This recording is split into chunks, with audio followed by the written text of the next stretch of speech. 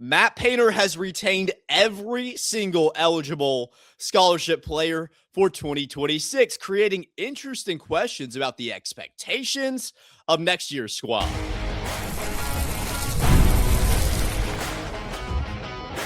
You are Locked On Boilermakers, your daily podcast on the Purdue Boilermakers, part of the Locked On Podcast Network, your team every day.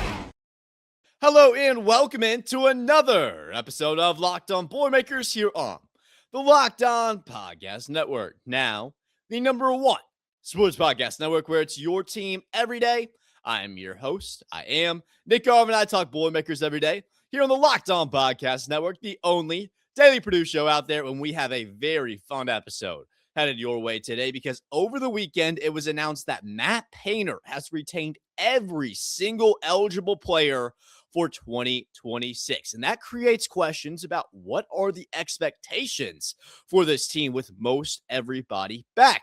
Is this going to be a team that's a dark horse? Is this going to be a team that still needs this transition year? Or is this a Purdue team that's right back to being a national championship contender? That's what we're going to lead out with in today's episode. And then we're going to get into the clarity we got over the weekend at the center position. There's a little bit more there than just what's on the surface right now at the center spot. But what we do know is that Oscar Clough is gone from West Lafayette. His collegiate career will end as Brody Robinson's case for a preliminary injunction was denied. Then we're going to get into Purdue football to end out today's episode, getting into the transfer portal and what was the biggest loss for the Boilermakers over the past portal cycle. So thank you guys for being here. Before we get into all of that, today's episode is brought to you by FanDuel. And right now, new customers can bet just $5 and get $250 in bonus bets if your first bet wins. So head on over to FanDuel.com to get started. And let's jump right into things today, because over the weekend, it was announced that Purdue Matt Painter has returned every single eligible scholarship athlete for 2026. That means Daniel Jacobsen is coming back for his third year more so. You got Gicarri Harris coming back for his third year. Jack Benner is back for round number 2. Omer Meyer already announced that he'd be back, but you get CJ Cox. Like, legitimately everybody that Matt Painter could have brought back for another year is now back, which brings up questions about what are the expectations of this basketball team going into next year. Because yes, you do retain a ton of guys, and that takes up a lot of roster spots. We'll get to this when we talk about the center position, but Sam King does report, great Purdue reporter, but he reports that Purdue still will have another spot open if they want to address that in the transfer portal. Even with all the retention that Purdue was able to bring in, that is a positive for this team right now. So we don't necessarily know the exact answer to this question until we figure out a little bit more about what Purdue is going to do in the transfer portal, because I still do see a hole in the front court, and that's going to be the most glaring issue that I talk about when referring to what are going to be the actual expectations of this team going into next year. But I don't necessarily think that this is going to be just a on-paper transition here, like a lot of people have brought up. I don't think that this is going to be a year where Purdue doesn't win big games in the Big Ten. I don't think this is going to be a year where Purdue is just towards the middle of the Big Ten and gets eliminated in the first round of the tournament. Now, there is a chance that they do that. They're definitely going to make the tournament, as has been the status quo with Matt Painter. The talent is 100% there to at least be competitive in the Big Ten, to at least win a couple games in the NCAA tournament. But once again, I don't think that this is a team that's just going to fall flat after losing the seniors of last year, a team that's just not going to compete at all. I do think that this is going to be more of that dark horse category going into next year. And honestly, I feel like that's what Purdue fans have needed for a basketball team. A year where it's kind of stress-free. Honestly, you have these younger guys. You've got Luke Ertl, this great recruiting class that's coming up. You've also got Daniel Jacobsen. Can he develop in his redshirt sophomore year? You've got the bigs in the front court that need to figure something out if they're going to be the future of this program. Jack Benner, the list goes on and on and on. But what retaining all of these guys does, what Matt Painter was able to do with this great retention was not only prove that he is the best coach in the nation at it, at retaining this type of talent, but he created a team for Purdue fans where you can sit at home throughout the offseason. You can sit at home throughout the winter months next year, and you can say, yes, the pressure isn't on, but this is one of the most exciting Purdue teams that I've ever had the opportunity to watch, because you're going to have these young guys that grow up in front of your eyes. You're going to have Caden Pierce, CJ Cox, Gicarri Harris, some of these older guys prove that they've still got it, that they're ready to make that push, and that they don't want one of their last few college seasons go down without competing. So I think that we have that perfect mixture of guys going into next year where it really creates for you an opportunity to be that dark horse team. Now, I don't necessarily want to put an exact number on it in terms of how many wins that Purdue is going to get, because that gets right back to setting that unfair expectation where there's too much pressure on this team. And that's really my whole point with this, is that this is going to be a fun team. You don't lose anybody, which is so exciting. Think about the guys we probably thought might have left. It was really Gicarri Harris, Daniel Jacobsen.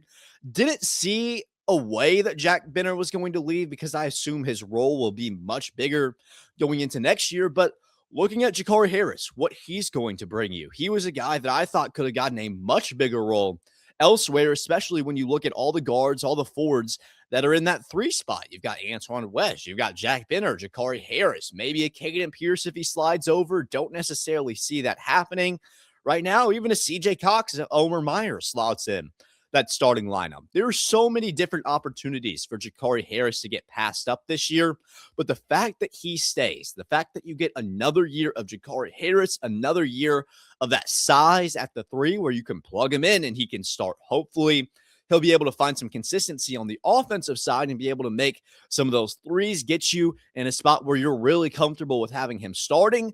That would be the ideal. That would be the ceiling for Gicarri Harris this year, but you would rather have Gicarri Harris on your squad than not, no matter what role he ends up playing, because he does give you valuable minutes in times when you're going to need that. Looking back to the Miami game, CJ Cox goes down and look who steps up for this squad. It was Gicarri Harris. So I expect to see more of that, and I'm excited that he stays.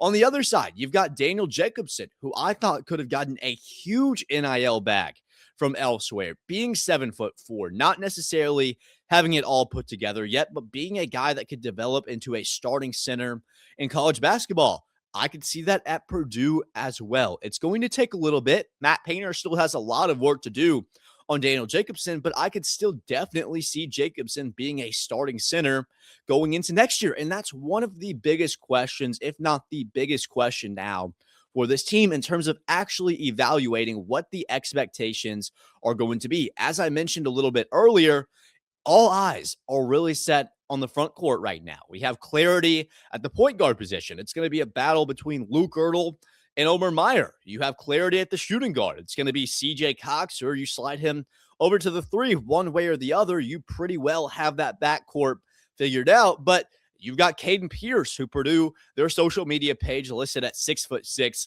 at the power forward position. At the center spot, you've got Daniel Jacobsen, or maybe you bring in a transfer center. And that's what we're going to talk about coming up here next. The expectations for this team is a dark horse squad without the huge expectations of last year, a stress-free squad that you're going to be able to enjoy as they play the whole course of the season. There's not going to be that stress. There's not going to be that pressure, so you can truly enjoy watching these guys develop in front of your eyes. But the one spot that's left to figure out is that center spot. Although there is some question marks, we have more clarity now than we had before the weekend started. So we're going to talk about that coming up here next. What happened with Oscar Clough? What's going to happen in the transfer portal? Can Daniel Jacobsen develop everything about the center position? Coming up here next on Locked On Boilermakers. But first, the NBA playoffs are here, where every possession matters, every matchup is magnified, and every game can swing a series. And right now, FanDuel is giving new customers a great way to get in on the action. And here's what I love about FanDuel. If you're new, you can bet just $5 and get $200 and $50 in bonus bets if your first bet wins. And the app makes it easy to follow the action with player stats, trends, matchups, all in one place. I can bet absolutely however I want. You got futures, you've got spreads, parlays, whatever you want to do, you can do with FanDuel. It just makes the entire playoff experience that much more engaging from start to finish. So if you guys want to get in right now, it has to be with FanDuel. Get in on the action of the NBA playoffs. It's the best time. So head on over to FanDuel.com to get started. FanDuel, play your game. We're back here on today's Locked On Boilermakers talking a little bit more about the roster construction of Purdue's basketball team heading in to next year. Last segment, we talked about the expectations of this squad, why Matt Painter retaining everybody sets up for an exciting year of stress-free basketball. But here in this segment, we're going to talk about what's still the biggest question mark left on the plate, that being the center position. However, we did get more clarity over the weekend in what was the hugest, literally and figuratively, question mark surrounding this front court, that being Oscar Clough. What his status is, if he's going to stay, if he's going to go, does he have eligibility, does he not? Well, that question was answered over the weekend. So before we get into that, first, I do got to tell you guys about that Everydayer Club. We're here every day. I'm sure you've heard of it by now, but it's an awesome opportunity to get in right now because you're still going to get that ad-free Locked On Boilermakers content. You're still going to get access to the Everydayer Club Discord chat for just $5 a month. You can talk to me, talk to all the Everydayers in there. It's such a fun time in the Everydayer Clubs. So I'll leave that link down below for you guys. Make sure y'all get in that. But Oscar Clough and his eligibility case is really what we've been talking about on this show a good portion, because when you look at the actual roster construction of this team, so much does hinge on the fact that Oscar Clough's status was a little bit up in the air in terms of, do you get a transfer out of the center? Do you have to figure out a way to put Oscar Clough in this lineup and build around him when you don't necessarily know what his status was going to be? And we've been following the Brody Robinson case, his push for a preliminary injunction to try and make himself eligible to get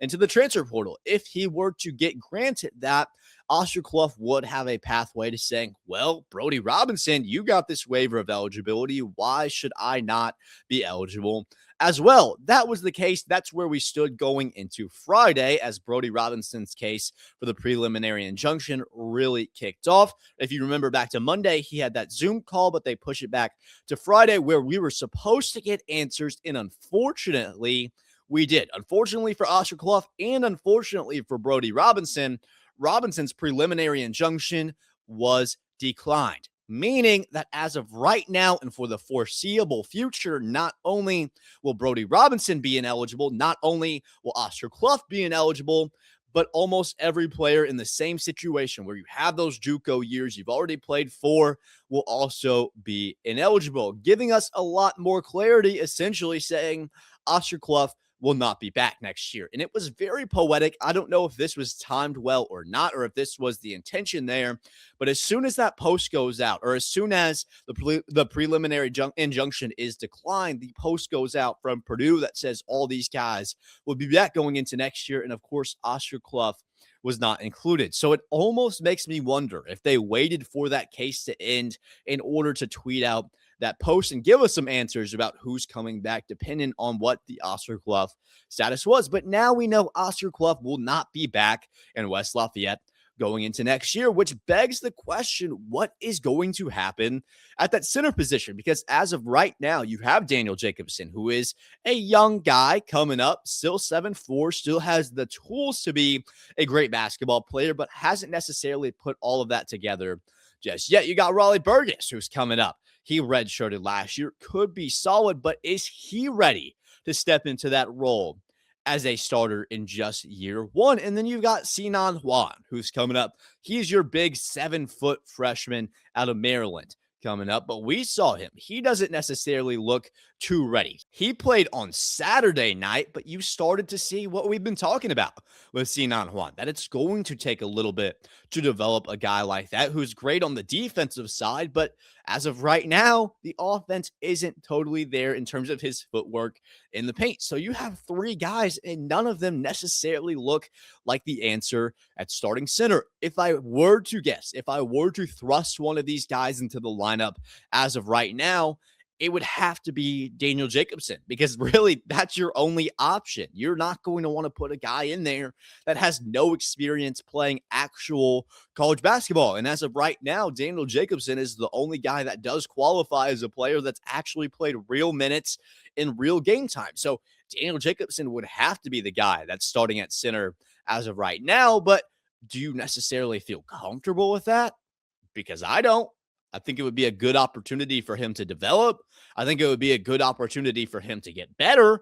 But for Matt Painter, for the squad, I feel like you have to be more focused on winning, which is why the third option, or I guess the fourth option, gets really interesting, because Sam King of the Journal and Courier out of West Lafayette works for USA Today, the USA Today network.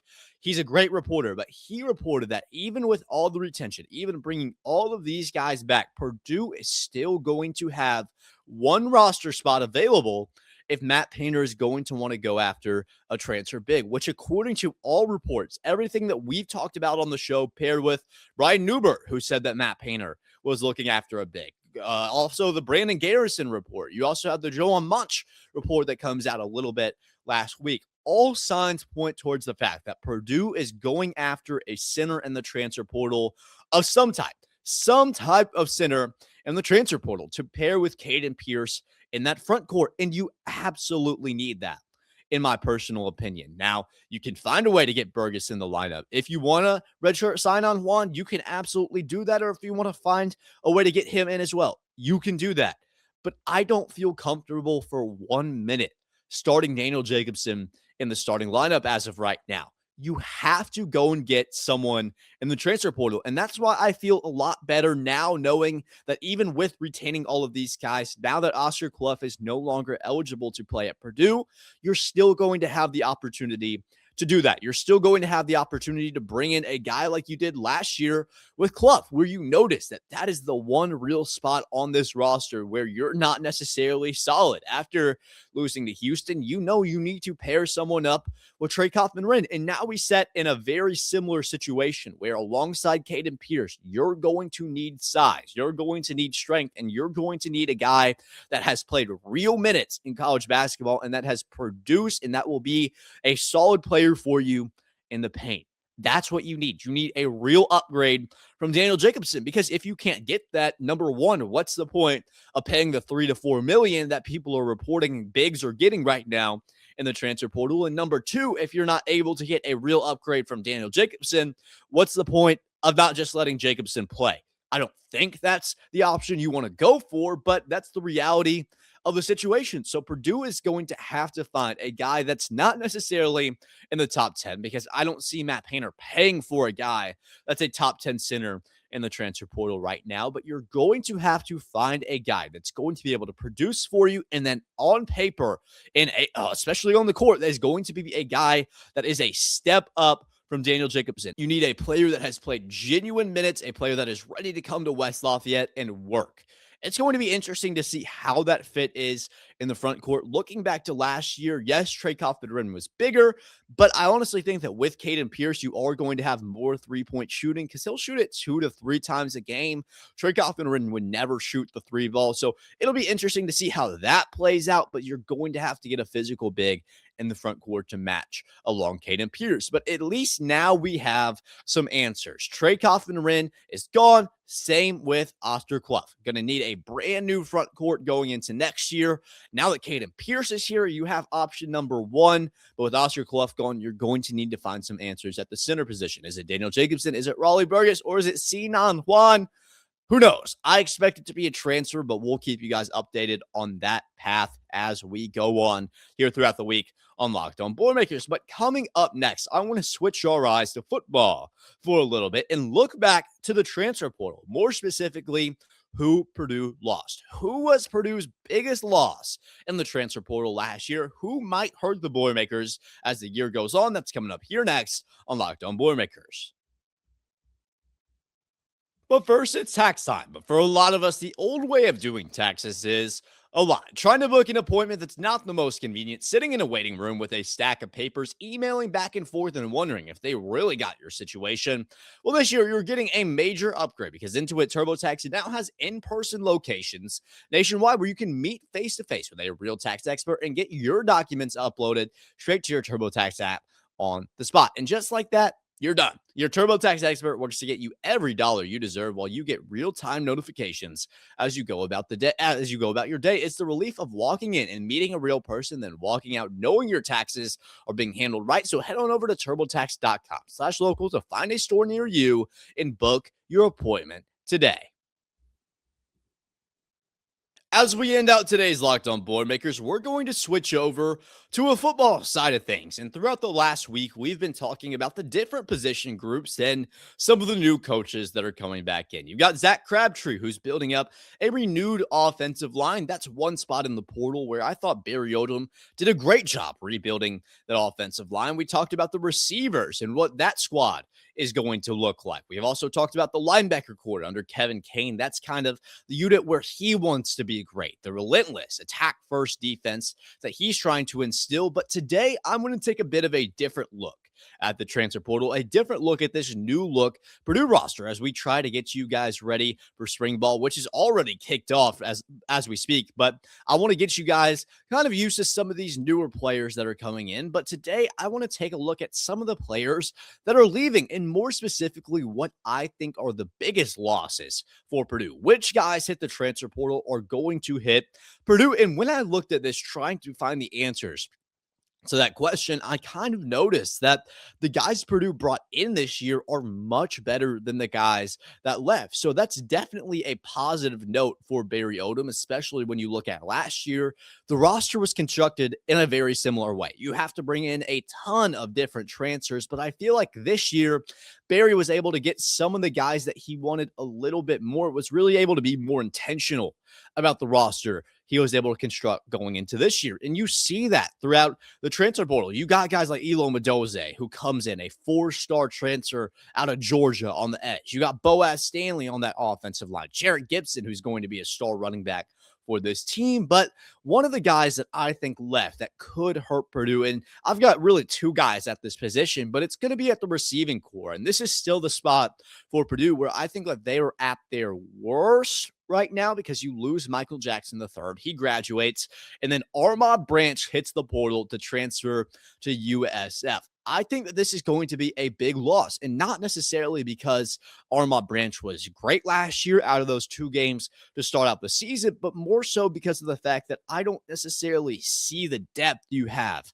at that receiving core. You bring in Xavier Townsend from Iowa State, who could be great in the slot, but you don't necessarily have a guy like Armhad Branch this year. You have BZ Owens you bring in from Penn, but one of the few guys rather that you return is Denylon Morissette. I don't necessarily know how much he does for this team next year in terms of that receiving group being a guy that's going to be able to give you a lot of production. I would have loved to retain Armhad Branch. Even more so, I would have loved to return Nitro Tuggle, who also transfers out of West Lafayette this year. Him and Armhad are kind of 1-2 for the guys that I think are going to hurt this team in terms of the guys that actually do leave in the transfer portal, just because I don't think that receiving group is too great as we sit right now. It's not going to be a pass-first offense. So that's not necessarily what I'm worried about. I trust the fact that this new offensive line, renewed offensive line, is going to be strong enough that Jerrick Gibson and Antonio Harris are going to be able to run behind them. But still, when you have to pass the ball, when you have to get that big play on third down, are we confident that Xavier Townsend, are we confident that BZ Owens, are we confident that Denylon Morissette are going to be guys that are capable of making that play? Maybe, but I'm not more confident than if we had Armhad Branch or if we had Nitro Tuggle back in West Lafayette. So I think that those are the 2 biggest losses for Purdue, especially on the offensive side of the ball. But my second biggest loss actually comes on the defensive side. And this is the one spot on the defensive side where I'm not necessarily sure if we improved, but it's on the defensive line. Of course, outside of our edge rushers, where we absolutely do improve with Elo Mendoze, who's going to be a solid edge rusher, but actually on the defensive line inside that interior, you lose Jamarion Harkless, who is a guy I was extremely high on last year. I thought he was one of those lone bright spots on the defensive side, but he enters the transfer portal, goes to Kentucky, and outside of those edge rushers, like I mentioned, the defensive line is the one spot where I don't necessarily feel like you brought guys in alongside with wide receiver, that you brought in guys that are going to be better than the ones that you lost, because you lose Jamarion Harkless, but who do you really bring in outside of him? You get Kurt Neal from Illinois, who could be solid, but in my opinion, he's not Jamarion Harkless. So I think that losing Harkless is going to be pretty big for Kevin Kane's defense. Do think he's going to be able to find a way. And anytime you have a 4-star edge rusher out of Georgia, you're going to find a way to get to the quarterback. But Jamarion Harkless was really able to do good things when not a whole lot of guys on the defensive side were able to do that last year. So losing Jamarion Harkless hurts a little bit for the way that this defense is going to look going into next year. But the last spot that I have, the last guy in this one, isn't necessarily as concerning as the other two positions on the defensive line and the receiving core, but taking a little bit of a look at Ryan Brown's pass catchers, so to speak, we have the tight end position. And I'm going to say Rico Walker's name, but maybe not for the reason you would think. And before you guys jump on me, I know that he has not produced in Westlaw yet. That doesn't mean that I don't think he could have produced. I loved Rico Walker coming to West Lafayette. I thought he would be a star tight end for whoever was throwing the ball to him. He found a role as a pass block, or as a run blocker rather, but he could have been so much more in that passing game. Only had about 100 yards last year, but I love Rico Walker. As I mentioned, I thought he could be a lot more, and the fact that they didn't utilize him more is kind of the reason why I put him on this list, because I do think that if Rico Walker does find a solid, a solid home at Cal, if he's able to find a way in the ACC, of course, Cal, not a typical ACC team, but if he's able to find some type of spot where he's able to be that pass catcher, I think that Rico will have a lot of success. But the reason why I'm not overly concerned about this is because you may have brought in an upgrade and Kylan Fox out of UCF. So this is the one spot that I have where I do think that losing Rico Walker is concerning because of the fact that you could have done so much more with him. That kind of sets a precedent for what are you going to do with Kylan Fox. That's more so why I'm concerned. But the fact that you do bring in Fox as a replacement leaves me a little bit more comfortable with where we're at the tight end position compared to the receiver position. Losing an Armhad branch, losing a Nitro Tuggle, or on the defensive line, losing a Jamarion Harkless to Kentucky. But overall, you guys can start to see with this transfer portal, Purdue has built up their roster in a very similar fashion to last year. But this year, all the guys you're bringing in are much better than the guys you lost last year. That's where you want to be for Purdue. We are on the way up. I still consider myself cautiously optimistic, but I am getting more and more excited as spring ball starts to continue, as we start to see these Boilermakers on the field. But that's all I got for you guys today. It was a great episode of Locked On Boilermakers. Shout out to Matt Painter for his ability to continue retaining all of these players. Unfortunately, it is farewell to Oscar Clough, and Purdue football is on the upswing. So that's all I got for you guys today. Make sure you guys like, subscribe, and comment. Helps me build up the channel a ton. Make sure you guys get in that Everydayer Club. I'll leave that link down below for y'all in the description. But as always, boiler up, hammer down.